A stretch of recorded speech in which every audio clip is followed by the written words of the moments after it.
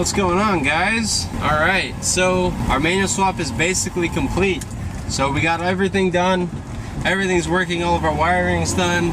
And now we're finished, right? Well, basically we just got to drive the car and there's nothing more we can really do. It's done, right? So there's still one more thing that we do have to do before it's completely finished, and that's breaking the clutch. So with the new clutch, with an old clutch, anytime you install a clutch, you do have to break it in. Basically, every time you take a clutch apart and put it back together, the clutch disc is not going to be sitting in the exact same spot that it did against the flywheel and the pressure plate the first time that the clutch was on. And the pressure plate might be sitting differently on the flywheel. So basically the whole clutch has to figure its life out before we can really start beating on it, you know? And so that's what the whole break-in period is for.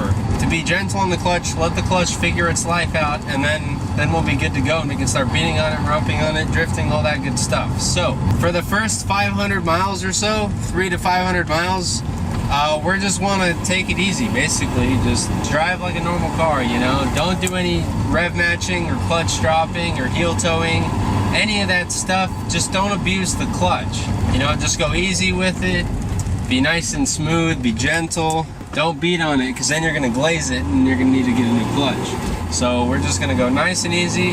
And I know it's freaking difficult for me. I'm 170 miles into my break-in right now, and I just want to freaking thrash this thing, but I can't, because I gotta let the clutch break in. So that's basically it. We're just gonna play nice with it. Just drive it, don't abuse it, and then do that for maybe 500 miles, 400 or 500 miles, and then it'll be broken in. Thank you guys so much for watching. Keep it fresh, and I'll see you guys later.